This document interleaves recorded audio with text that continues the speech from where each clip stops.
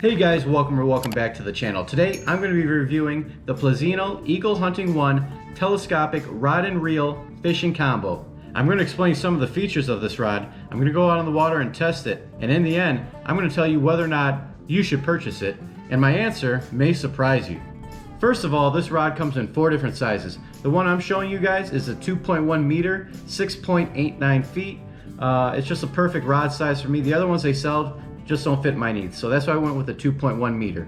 The size of the reel you're going to get is a 3000 series, which for me is absolutely perfect. I was really happy when I saw that that was the size I was going to get. In the box, Plusinno's going to give you this small bag to store the rod. I personally don't use it because I like to keep the rod and reel together, but if you're going to be traveling, you want to carry this thing in a suitcase, this is a good option to store the rod so you don't get it all scratched up. And speaking of protecting the combo, Plusinno gives you this small plastic piece. And what does it protect? Just the tip.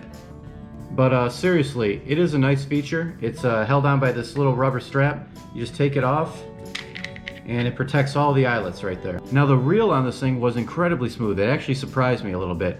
And this is the part in the video where most people doing a review would spin the reel real quick and you'd watch it go up and down all nice and smooth. When I got this thing, I was so excited to use it that I immediately threw some line on it and took it out and went fishing with it. So unfortunately, I'm not going to show you how smooth the reel actually is, but trust me, it's nice, guys. Another nice thing that I like about this reel is that it's got a small button here, and if you push that, you can collapse that handle just a little bit more. Doesn't seem like much, but remember, this is a rod and reel combo that most people are going to use to travel or to keep in their car, so you're going to want to keep it as low profile as possible. It's a 5:2-to-1 gear ratio, and as far as line capacity goes when it comes to fluoro and mono, it can hold 150 yards of 8-pound, 120 yards of 10-pound, and 100 yards of 12-pound mono or fluoro. Now I spooled mine up with braid, so if you want to know how much braid it's going to hold, you're going to have to do the math yourself.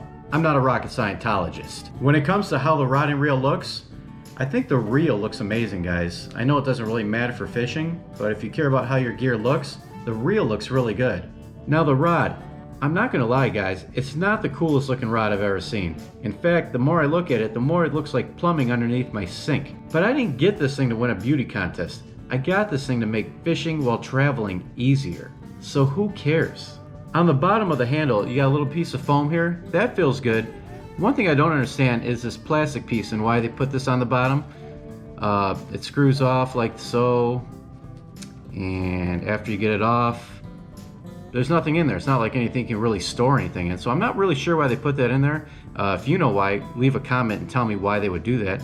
And the other thing I don't like about this piece is that it's made of plastic. So when I was in my kitchen here and I set my rod on the ground, and leaned it up against the wall, it'll slip down the floor and fall over. I would have preferred if this was more of like a foam. In fact, I might even put some kind of grip material on here just so when I do set it on a hard surface, a hard floor, it doesn't slide out from underneath me. This fishing rod is suitable for freshwater fishing as well as saltwater fishing. It collapses for easy storage and travel, has aluminum oxide guide inserts. It's made from carbon fiber mixed with fiberglass, making it strong and durable. And it has stainless steel hooded reel seats that helps protect it from salt water. Alright guys, so extending the rod, it's pretty simple. I'm going to show you how to do that right now. So obviously you got to put a little bit of slack in your line because it's going to be tight if you don't. And you just pull these pieces straight up. And you pull them up, make sure the guides and the eyelets are facing away from you. And you pull it until you feel it stop. And just pull it a little bit extra so it stays like that. And the same thing for the next one. You pull the next one straight up, making sure the eyelets and the guides are facing straight away from you. And you want to do this, I'm trying to do it at my kitchen table, so it's kind of hard. You want to do this all the way to the top here.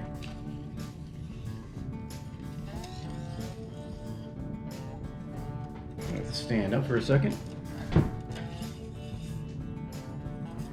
But yeah, really simple, guys. It goes up really, really easy. You're not going to have any issue with that.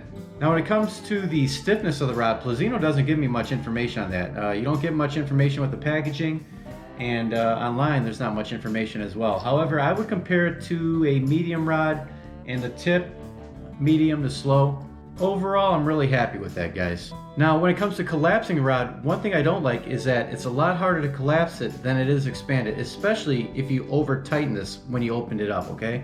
So sometimes you know, you got to push this first piece in, and sometimes if you had it really, really tight, it won't be going, and then boom, it goes really fast, right? Well, now you just pinched your finger in that area right there, and I've done it quite a bit, okay? So hopefully you don't over tighten it too much if you get one of these. I've done it a few times, you know, and then you just kind of have to carefully twist it back and forth, and just, there we go, that one went pretty easy. And you just take your time with it, and you should be able to get it. Luckily I didn't over tighten it too bad. On the last fishing trip I went on, I did, and it was, I won't lie, it was a little tough to collapse, but you'll get it. Now, once you get the reel to this point, guys, I'm going to give you a little tip. What you're going to want to do is expand this again, just the bottom part, okay? And just do it to where it's not even locking at all, okay? And the reason you want to do this is because when you reel in this excess line here, if it's way down here, you're going to have trouble reeling it, because it's going to be like, you know, you're reeling against something like that. It's going to be hard to put it back on the spool, okay? So leave this last part open, reel it in, and then it'll like pull shut, or you can help it pull shut, and that way, and then you reel the line in real easy, just like that, okay? And there you go. Then you can, you know, take a little bit out, hook it to the I always hook it to this part right here, and you're good to go. So enough just talking about it. Let's take this rod and reel out on the kayak, and I'm going to show you what it can do on the water, guys. All right, guys, so this is the first time I've come out and used the telescopic rod from Plusinno. Never had a rod like this before. So far, oh man, I thought I almost just had one there. So far, mixed reviews. Right now I'm throwing a swim bait on it, like a swim bait with a 1/4 ounce jig head on it, and I'll show you what I'm throwing. All right, I'm throwing this Biospawn Exo Swim with the 1/4 ounce jig head, and when I'm reeling this thing in, it's really weird. It doesn't feel like it normally feels when you reel in a swim bait.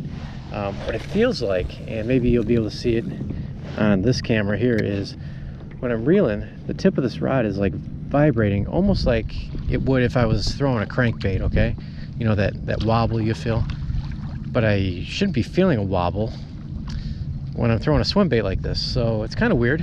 Hopefully I can catch I keep catching weeds. Hopefully I can catch a fish on it, because I really want to see what the sensitivity of it is like.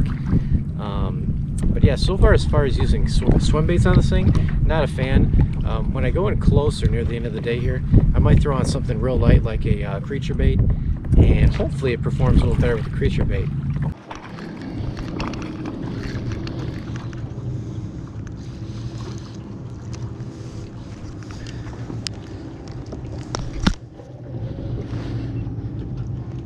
Alright guys, so I just got over here, first cast with the Plusinno rod underneath this deck. I forgot to turn both cameras on. First cast. Got a largemouth, guys. So I'm pretty impressed with the rod. I was worried about the sensitivity. There's no problem with the sensitivity at all on the rod, guys. It's fine. I felt it just like I felt on any of my other rods.